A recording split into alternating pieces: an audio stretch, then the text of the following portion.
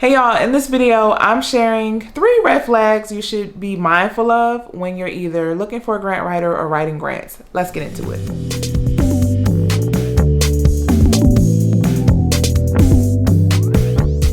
Hey y'all, it's Tiffany with Boss on a Budget. I help new and small nonprofits get up and running. So if you need help with your nonprofit, make sure you are subscribed because I share videos all about startup, all about raising money for your new nonprofit. And I do talk a little bit about grant writing as well. And I really wanted to talk about this because grant writing is how I got my start with Boss on a Budget. I actually started teaching about grant writing, and that's where I began doing Boss on a Budget, and then I eventually progressed to talking about startup and to talking about raising money from donors. At the core of Boss on a Budget is helping nonprofit founders position themselves in order to get funding, and absolutely grant funding is a part of that.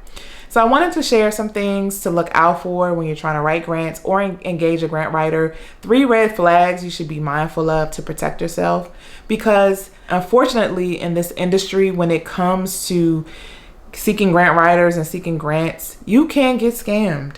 And I'm only saying this because there have been so many people who have come to me who've said they've been scammed in many different ways. So I'm really recording this video to help you protect yourself and to help you be mindful of the things to look out for, because people out here do prey on not just nonprofit founders, but small business owners as well, okay?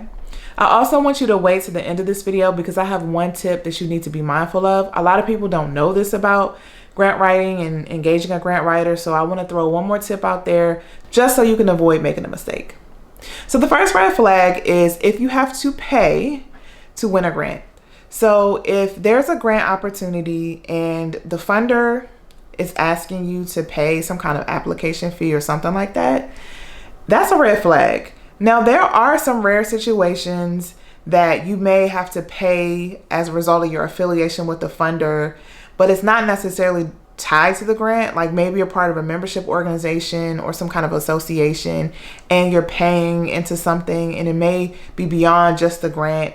And because you're a member of that, you get access to a grant or something like that. There may be situations like that where I'll be like, okay, maybe. But when the funder is outright asking you, okay, in order to win this grant or to be in the running, you need to pay, I will walk the other way. And even if you feel like in your bones, like it's legit, please understand there are thousands of other opportunities that you can pursue that don't require anything. So if you're coming into this space thinking that you have to pay, first of all, that you have to pay to find grants, you don't have to pay to find them either.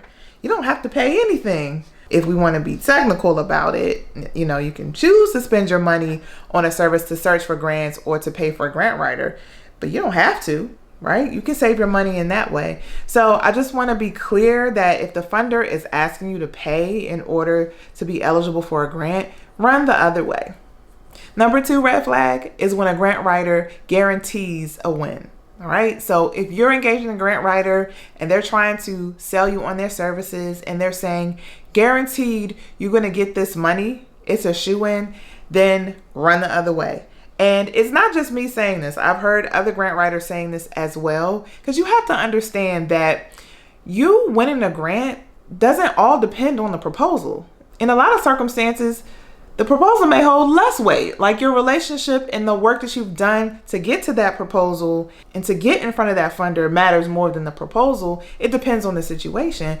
So when a grant writer is coming to you saying, I know I'm going to win because I'm just that good, you really got to question that, because everyone knows that funder decisions don't rely only on what's written down. It may be impacted by funding during the year. It may be impacted by their priorities during the year. It may be impacted by a lot of other things that have nothing to do with your organization and nothing to do with the proposal. And let me be clear, I've been in a situation where a funder asked my organization to write a proposal.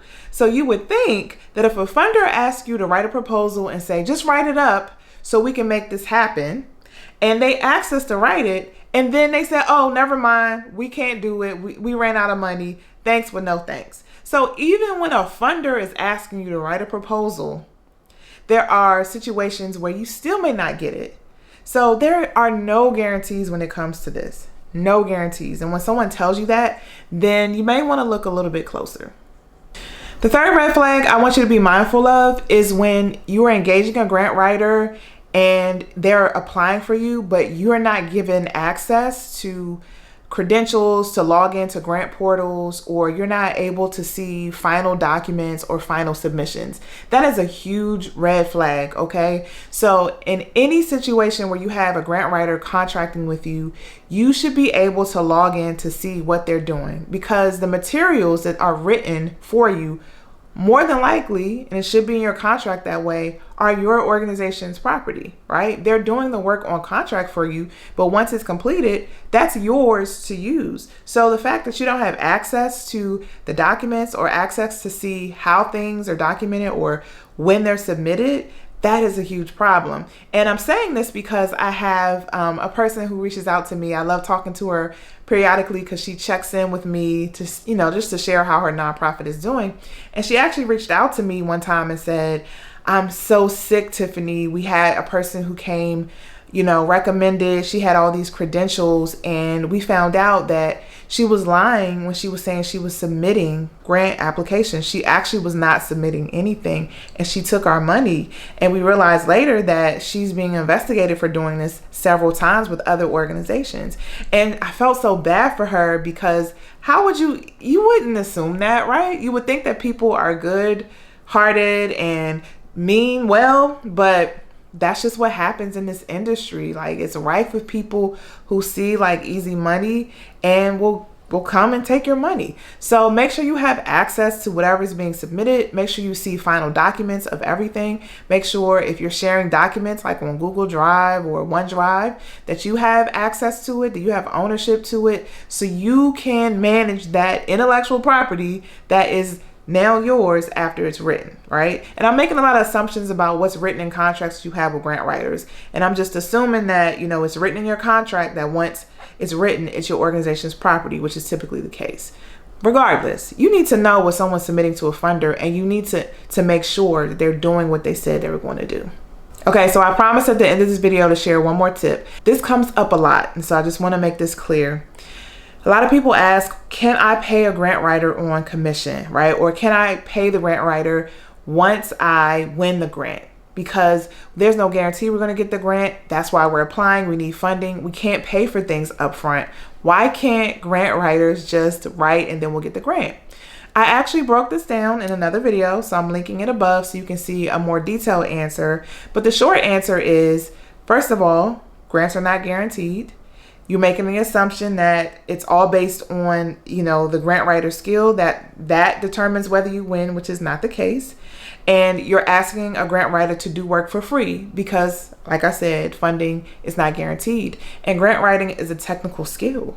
It's a profession, right? There are associations for grant writers, and you're being disrespectful to the profession when you're expecting people to work for free.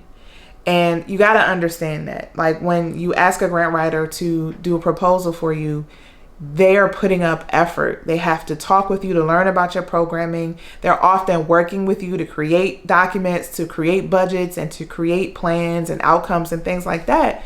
That's a lot of work, and you have to respect that it's a lot of work. So if you're coming into this saying, "Oh, just wait till we win," then it's like you're asking people to work for free. And just also keep in mind that even if you do win and you paying them out of the grant, in most circumstances, a grant agreement won't allow you to do that, allow you to pay for work that's already happened, right? You can't pay things retroactively.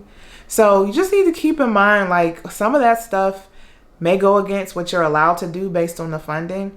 And it's unethical in the grant writer's profession to be paid out of a grant, to be paid a commission out of a grant, unless, let me just be clear, the grant writer is doing work as a part of the grant. So maybe they wrote themselves into the grant as a staff person or a contractor doing some of the grant work. But that means that that grant writer's activities have to be written in the proposal and have to be agreed upon with the funder.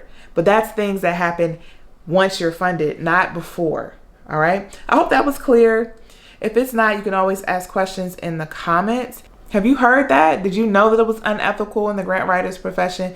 Please let me know below in the comments. Also, if you need help with your nonprofit, don't forget to go to my website. You can go to www.bossonabudget.com, and I will see you in the next video.